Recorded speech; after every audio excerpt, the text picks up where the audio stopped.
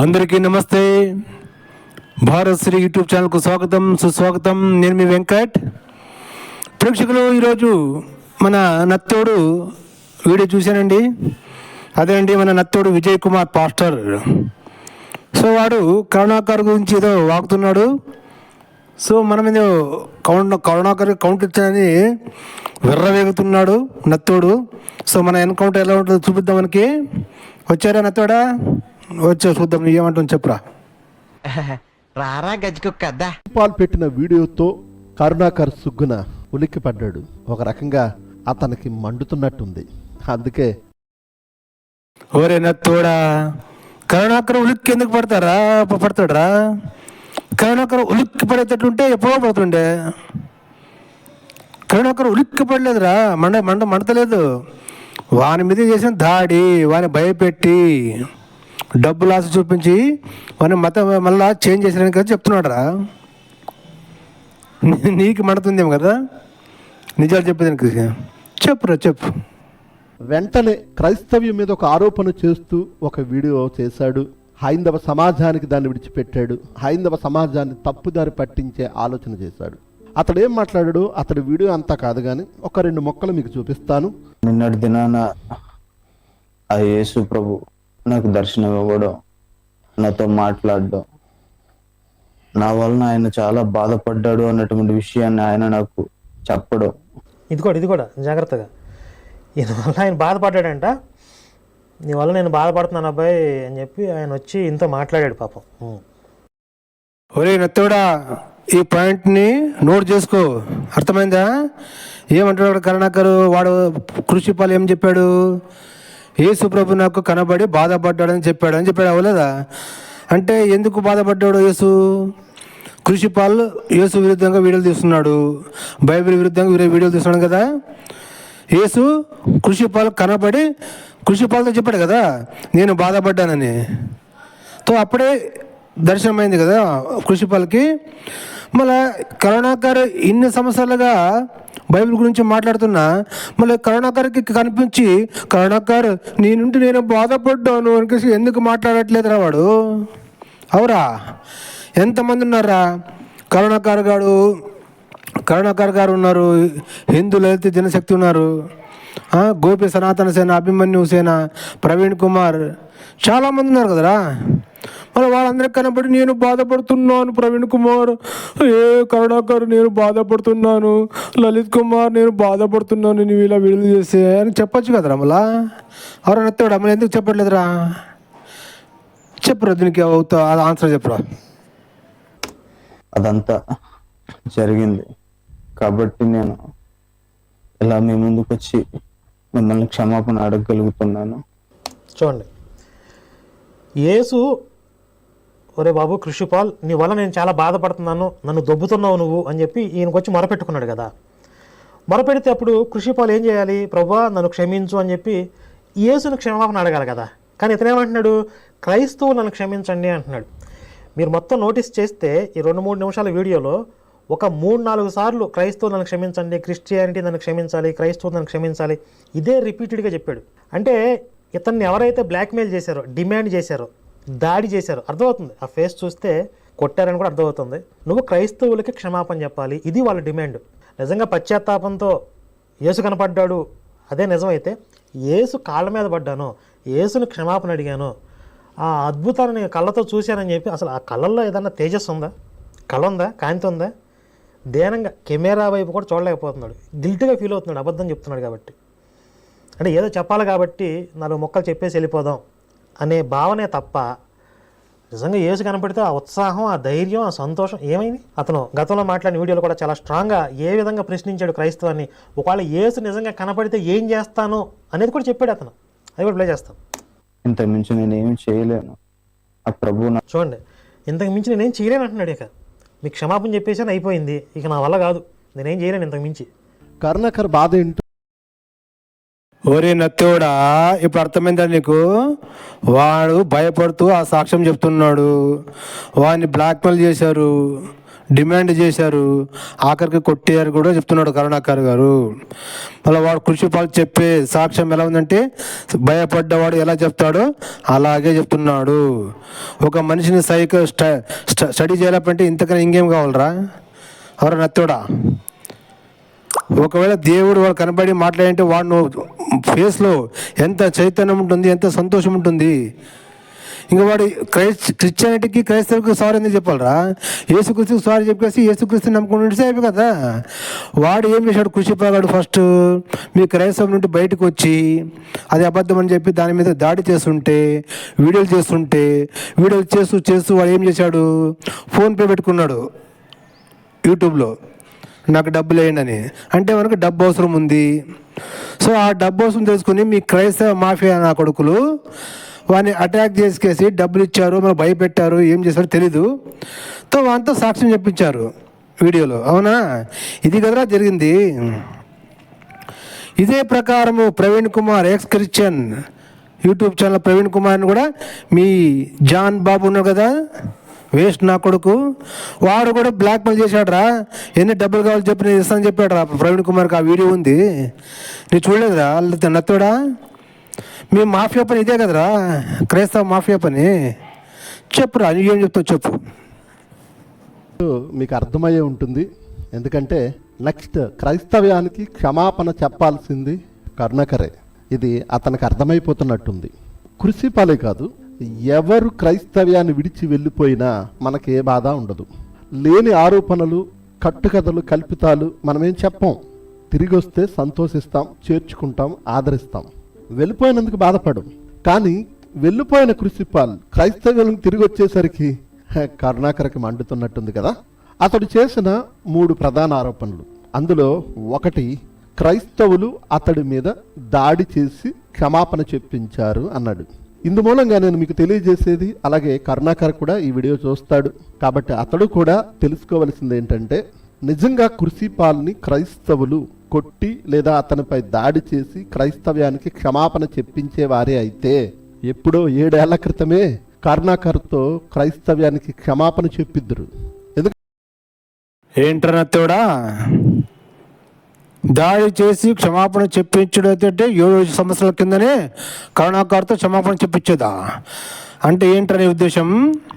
అంటే కృషిపాల్ గాడు స్థాయి, కరుణాకర్ స్థాయి ఒకటేనా?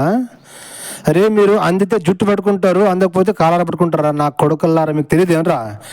వాడు కృషిపాల్ గాడు బ్యాక్గ్రౌండ్ లేనివాడు, వానికి ఎవరు దిక్కు లేను కాబట్టి వాడిని అటాక్ చేశారా? కరుణాకర్ గారిని అటాక్ చేసే గుడ్డ దమ్ము మీకు ఉందా ఎవరికన్నా? క్రైస్తవంలో పుట్టిన మగ పుట్టిన ఎవరికన్నా ఉందేమరా? వాడు మీ శాలెం రాజు గాడు వాడిని ఎవడో బహుజన సమాజ పార్టీ వాడు లీడర్ అని ఏమో చెప్పేసి ఫోన్ చేసి మాట్లాడారు కదా. ఏమి వచ్చి ఏం పిక్కరు అని ఛాలెంజ్ చేసేవారు కదా కరుణాకర్ గారు. మరి ఏం పీకారా? మీరు దాడి చేసేవాడు కాదా? మరి శాలెం రాజు గారు నుంచి వాడు ఎందుకు ఫోన్ చేయించాడు? శాలెం రాజు గారు వేరే వాళ్ళతో ఎందుకు ఫోన్ చేయించాడు? వాడు చాలా మంది కుదులుదామంటే వాడే మాట్లాడాలి ఫోన్ చేసి. వాడు ఎవడో లీడర్కి చెప్పుకేసి దాడి చేయించడం ఏంద్రా? మళ్ళా ఇది దాడి కాదు ఏంట్రా? కరుణాకర్ గారి మీద చేయించింది. నేను శివశక్తి ఆఫీస్ని మూసేస్తాను, 1,00,000 మంది వస్తాము, చంపుతాము, తంతాము. మరి ఇదల్లు ఏంట్రా? అవరా పిచ్చి కొడక, గుద్దలు దమ్మున్న వాళ్ళకి అటాక్ చేయడానికి ఎక్కలేరా? ఫోన్ రా, మీకు గుద్దలు దమ్ముంటే నన్ను అటాక్ చేసి చూపించారంట్రా. మీకు గుద్దలు దమ్ముంటే మొగ పుట్టింటే నన్ను నా మీద అటాక్ చేసి చూపించండి రా. ఏమంటారు ప్రేక్షకులు? ఈ కొడుకులు ఎట్లా అంటే, క్రైస్తవ మాఫియా లంజా కొడుకులు ఎట్లా అంటే, ఎవరు గుద్దలు దమ్ము లేకుండా అలాంటి వాళ్ళని అటాక్ చేసేసి బ్లాక్మెయిల్ చేసి డబ్బులు ఇచ్చో, భయపెట్టో, కొట్టో వాళ్ళని బ్లాక్మెయిల్ చేస్తారు. అదే గుద్దలు దమ్మున్న చూస్తుంటే తోకు ముడుచుకుంటారు అన్నమాట. అలాంటి కొజ్జా నా కొడుకులు, ఈ పాస్టర్ నా కొడుకులు అండ్ ఈ క్రైస్తవ మతం కూడా. చెప్పు సాలే చెప్పు. ఎందుకంటే ముందుగా క్రైస్తవ్యం మీద దాడి చేసింది, బైబిల్ని వక్రీకరించింది, యేసుక్రీస్తును దూషించింది, క్రైస్తవ సేవకులను అవమానించింది కరుణాకరే కదా. క్రైస్తవులే దాడి చేసి అతనితో క్షమాపణ చెప్పించే ఫలమైతే ముందుగా కరుణాకర్నే మెడ వంచి మక్కిలెరగదాన్ని క్రైస్తవ్యానికి క్షమాపణ చెప్పిద్దరు. ఒరే నత్తి లౌడేకే బాల్, ఒరే నత్తోడా లౌడేకే బాల్, నా లౌడేకే బాల్, కరుణాకర్ గారు మెడ ఉంచి మక్కలు ఇరగదని క్షమాపణ చెప్పించుద్దురా. అదే చెప్పాను కదరా, మీ మగ పుట్టుకు పుట్టింటే ఒక మడ్డకే పుట్టింటే మీరు అందరూ మరి కరుణాకర్ని మెడ ఉంచి మక్కలు ఇరగదని క్షమాపణ చెప్పించాడు రా. మళ్ళా కొడక మీరు ఇలా మాట్లాడారంటే మళ్ళీ నాకు మంచి మాటలు రావు కొడక. మీ మక్కలు ఇరగదని కొడుకులలో ఈ దేశం ముందు పంపిస్తాం మేము. బ్రిటిష్ లంజ కొడుకుని ఎలాగైతే పంపించామో క్రైస్తవ లంజ కొడుకుల్ని, అలాగే మిమ్మల్ని కూడా ఈ దేశం నుండి పంపించారా. ఇది ఛాలెంజ్ రా నత్తి లౌడేక బాల్గా. నీకు దమ్ము ఉంటే మళ్ళీ నాకు ఫోన్ చేసి మాట్లాడిపేస్తాలే, చెప్పిపేస్తాలి. ఇంకా కరుణాకర్ గురించి ఇంకేం మాట్లాడిస్తే లౌడేకే బాల్ మాట్లాడు. కానీ ఆ పని చేయలేదు. ఎందుకు చేయలేదు? మీ గుద్దలు దమ్ము లేదు, అందుకే చేయలేదు కదా. ఏమంటారు ప్రేక్షకులు? చెప్పరా ముందు చెప్పు. కరుణాకర్, చాలాసార్లు మాతో డిబేట్ చేయడానికి నీవే మా దగ్గరకు వచ్చావు. నేను ఎప్పుడు నీ దగ్గరికి రాలా. నీవే మా దగ్గరకు వచ్చినప్పుడు మేము ప్రేమతో నిన్ను స్వాగతించాం. నీవు చేసిన వక్రీకరణకు సమాధానం ఇచ్చాం. నీవు డిబేట్లో పాల్గొన్నప్పుడు డ్యూటీగా మేము కూడా ఎదుర్కొన్నాం కదా. కానీ నీపై మాత్రం దాడి చేయలేదు. క్రైస్తవులు ఎప్పుడు నీపై దాడి చేయలేదు, సమాధానం ఇచ్చే ఆలోచన చేశారు. మేము నమ్మిన మా రక్షకుడు యేసుక్రీస్తు వారు సమాధానం ఇమ్మన్నాడు, క్షమించమని చెప్పాడు. కాబట్టే నువ్వు ఎప్పటికీ నోరు పారేసుకుంటున్నావు. ఏం రానెత్తోడా, మీ యేసు ప్రభు దాడి చేయొద్దు సమాధానం చెప్పమన్నాడు కదా. మరి చెప్పండి మా సమాధానం ఎక్కడ చెప్తున్నారా? యేసు గాని తండ్రి ఎవడు, మేరీ మొగుడు ఎవరు, దీనికి సమాధానం చెప్పండి కదా. పరిశుద్ధాత్మ పేరు పాత నిబంధనలు చూపించు, పరిశుద్ధాత్మ దేవుడు అని బైబిల్లో చూపించు. మరి మేము అడుగుతున్నాం కదా, సమాధానం చెప్పరా. గుర్తుద్దాం ఉంటే మళ్ళీ నాకు ఫోన్ చేసి చెప్పరా, నంబర్ ఉంది కదా యూట్యూబ్లో, నాకు ఫోన్ చేసి చెప్పాలా. కొత్త నిబంధనలు నా తండ్రి యెహోవా అని ఎక్కడ చెప్పాడు? పరిశుద్ధాత్మ నా తండ్రి అని యేసు ఎక్కడ చెప్పాడు? పరిశుద్ధాత్మ దేవుడు అని బైబిల్లో ఎక్కడుంది? చెప్పరా. మళ్ళీ ఏమైనా సమాధానం చెప్పు. చెప్పరా, ఇంక ముందే చెప్తావు చెప్పు. ఒకవేళ నువ్వన్నట్టే క్రైస్తవులు దాడి చేసేవారైతే ఫస్ట్ టార్గెట్ నువ్వే అవుదు కదా, తర్వాత లలిత్ కుమార్ అవుదుడు కదా, తర్వాత ఆ బంటిగాడు, ఆ ప్రవీణ్ గాని, ఇంకా ఇతరత్ర. నా తేడా మళ్ళీ అదే చెప్పాను కదా నేను. వీళ్ళ మీద అటాక్ చేయాలంటే గుద్దలో దమ్ము ఉండాలా. వాడు కృషిపాల్ గాడు, వాడు ఒక ఎవరు లేనివాడు కదా, వానికి అటాక్ చేశారు. కానీ వానికి దేశభక్తి లేదు. వాడు ఏదో డబ్బుల కోసం యూట్యూబ్ ఛానల్ చేసి ఇంకేసి ఫోన్పే పెట్టుకున్నాడు. ఆడని అర్థమవుతుంది వానికి డబ్బుల అవసరం కోసం ఛానల్ చేశాడు అనికేసి. బైబిల్ గురించి వీడియోలు డబ్బుల కోసం చేస్తున్నాడని తెలిసింది. కానీ ప్రవీణ్ కుమార్, కరుణాకర్ గారు, లలిత్ గారు అలా కాదు కదా. వాళ్ళు డబ్బుల కోసం చేయట్లేదు కదా, దేశం కోసం ధర్మం కోసం చేస్తున్నారు. వాళ్ళని ఎలా వంచనకి అవుతుండ్రా మీకు? మీరు కాదు కదా, మీ తాత ముత్తాతలు పోపుగాళ్ళు. వాడు ఎవడు? యేసు దిగి వచ్చిన లౌడాకి బల కాదు. అర్థమైందా? చెప్పురా. పిల్ల బచ్చాలందరూ వాళ్ళందరికీ రౌండ్ వేసేద్దుంగా. కానీ మా తత్వం అది కాదు. నీతో పోలిస్తే కృషిపాలు పెద్దగా క్రైస్తవ్యాన్ని దూషించిందేమీ లేదు, అతని వలన ఒరిగిందేమీ లేదు. అతడు ఏదో పొట్టకుటి కోసమో, లేక నీ మాయలో పడో, లేదా అజ్ఞానములో చీకటిలో కూరుకుపోయో అలా ప్రవర్తించాడు తప్ప. ఒరే నత్తోడా, మళ్ళీ నేను చెప్పింది అదే కదరా. వాడ పొట్టకూడి కోసమే యూట్యూబ్ ఛానల్ పెట్టి అందులో ఫోన్పే పెట్టుకున్నాడు. ప్రజలను డబ్బులు అడుగుతున్నాడు. ఆ డబ్బులు అడిగేదాన్ని క్యాష్ చేసుకునికేసి మళ్ళీ వాని మీద భౌతిక దాడి చేసి ఒప్పించారు. మళ్ళీ ఏం డబ్బులు ఇచ్చి ఒప్పించారు, బ్లాక్మెయిల్ చేశారు, డిమాండ్ చేశారు. ఏం చేశారు? ఒట్టు అని ఒప్పించారు అంతే. ఎంతమంది ఫోన్ రా మీ యేసు కనపడ్డాడని చెప్పాడు కదా వాడు కృషిపాలగాడు. అరే మరి ఇన్ని సంవత్సరాలుగా మరి ఇంతమందికి ఎందుకు కనపడట్లేదు రా మన యేసు? ఇప్పుడు ఈ యేసు కృషిపాలకు కనపడి ఏం చెప్పాడు? కృషిపాలు నీది ఉంటే నేను చాలా బాధపడ్డాను అని చెప్పాడు కదా. అదే మాట కరుణాకర్ గారికి, లలిత్ గారికి, ప్రవీణ్ గారికి, గోపి గారికి అందరికి చెప్తుంటే అయిపోతుంది కదా. యేసుక్రీస్తే కనబడి చెప్పినప్పుడు మనిషి మారాడా? చెప్పరా నత్తోడా. మనం నాతో వచ్చి మాట్లాడమని చెప్పు. వెంకట్ నేనుంటే నేను చాలా బాధపడుతున్నాను అని చెప్పి నాతో వచ్చి మాట్లాడని చూద్దాం. పోన్రా, మీ యేసు ప్రభు అంతా మాట్లాడాడే అనుకుందాం. అలాంటప్పుడు మీ యేసు ప్రభు ఎవరితో బాధపడుతున్నాడు వాళ్ళకి పోయి మాట్లాడాలి కదా. పోనీ ప్రతి మనిషి దగ్గర పోయి మాట్లాడు. మీ యేసుగానికి రోజు ఏం పని ఉంటుందిరా? ఏముండదు కదా, ఖాళీ ఉంటాడు. మీరంటే మనుషులు, మా మనుషులు, జీవితం కోసం, అన్నం కోసం కష్టపడాలి, సంసారం చేయాలి, పిల్లలు ఉంటారు, అన్నీ ఉంటావు, జవాబుదారు ఉంటావు కదా. యేసుగానికి ఏం జవాబుదారు లేదు కదరా. ప్రతి మనిషికి కనపడికి తన ప్రచారం తను చేసుకుంటే అయిపోయాయి కదా. మరి మిమ్మల్ని బ్రోకర్లు ఎందుకు పెట్టుకున్నాడు రా ప్రచారం చేయడానికి?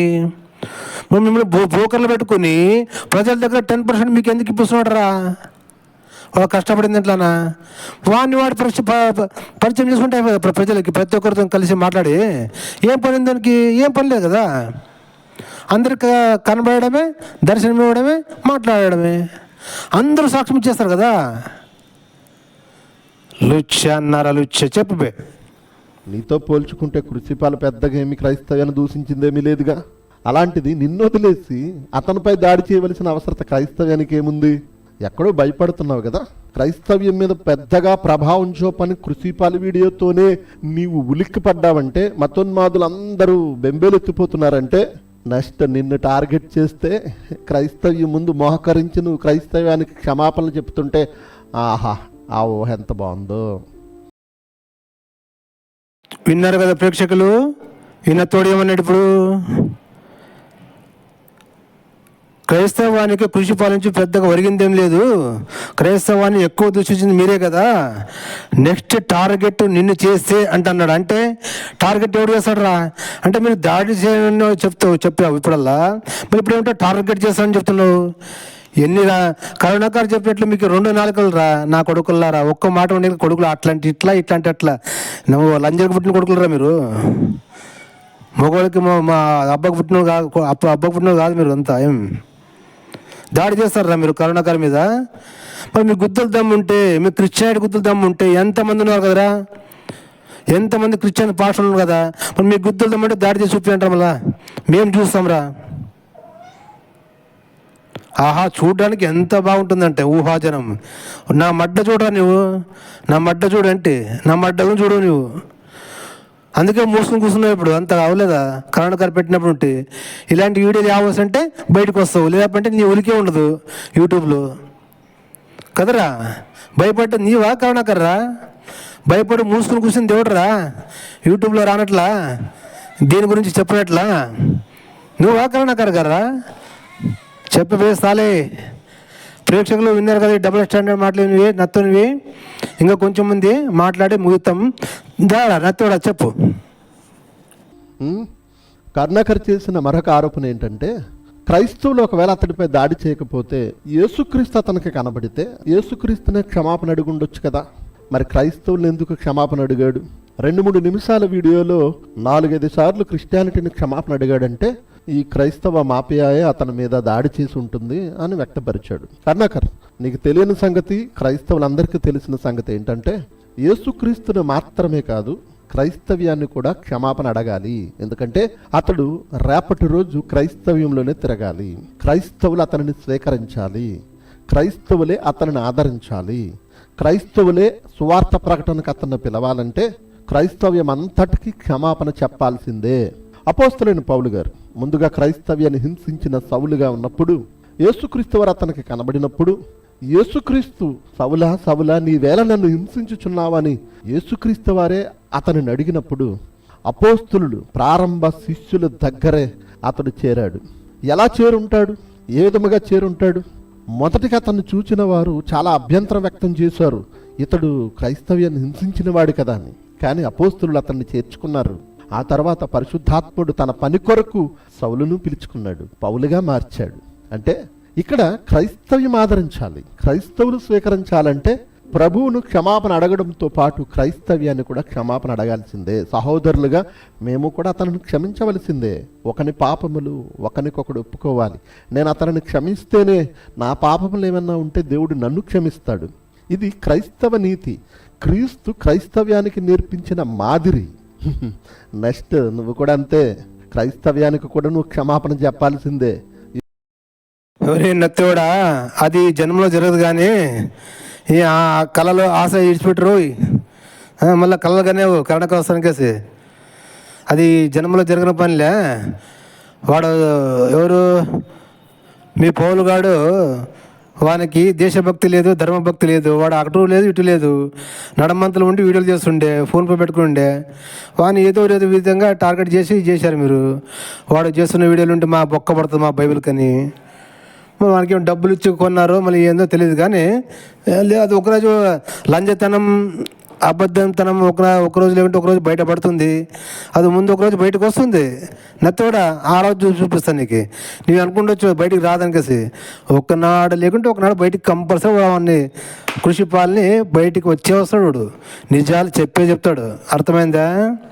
నీవు కరుణాకర్ వస్తారు, లలిత్ గారు వస్తారు, ప్రవీణ్ గారు వస్తారు, వెంకట్ వస్తాడు అని కలలు కనద్దురా పిచ్చిముండా.